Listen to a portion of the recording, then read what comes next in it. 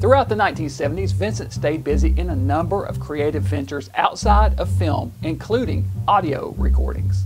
Vincent recorded 4 spoken word albums for Cademan Records in the 1970s. These included A Coven of Witches' Tales in 1973, A Graveyard of Ghost Tales, also in 73, Tales of Witches, Ghosts, and Goblins in 74, and A Hornbook for Witches in 1976. These include spooky stories, poems, recipes, and fairy tales, geared mainly for kids, but they are all a lot of fun.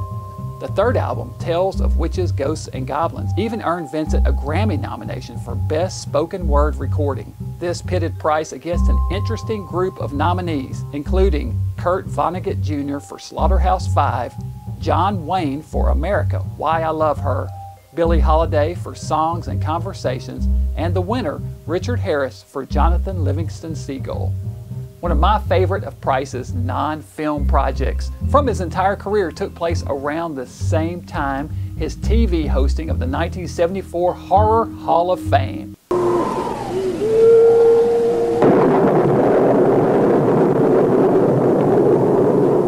Price hosts the show, which pays tribute to Hollywood horror actors and films throughout the years.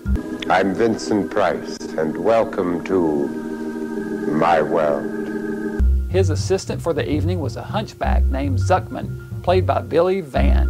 Van was, of course, the actor who starred in the hilarious House of Frightenstein, a Canadian variety show / horror host program in which Price had also appeared.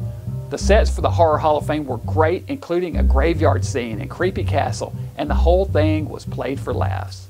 The guests for the evening included Frank Gorshin, John Carradine, and John Astin. Price sits and chats with each guest in what is easily the best part of the program. Makeup artist William Tuttle creates a monster makeup appliance on American graffiti actress Candy Clark, and there are other skits and film clips throughout the program.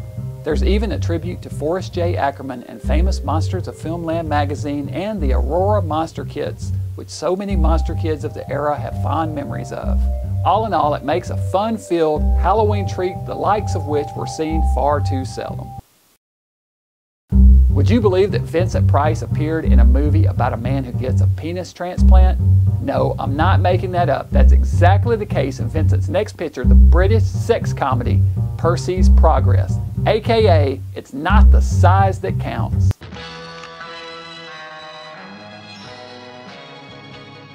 This is actually a sequel to a film named Percy from 1971. Percy's Progress continues the further exploits of Percy, the character who received the infamous transplant in the first film. In the sequel, Percy, played by Lee Lawson, finds himself the last virile male on the planet. An experimental chemical accidentally taints the world's water supply, rendering the entire male population impotent, except for Percy, who has been away on an ocean voyage alone for the past year, drinking only champagne.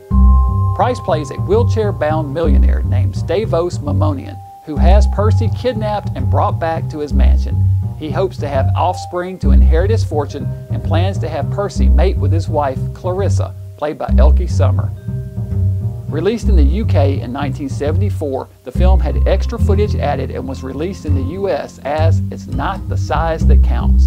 Both versions are played strictly for laughs and packed full of sexual innuendos. But honestly, it doesn't help, as this just isn't a very good film. This movie is definitely among the more bizarre of Price's filmography. He's only in 2 scenes and not on screen that long, so I really can't recommend this movie except for the curious and Price completists.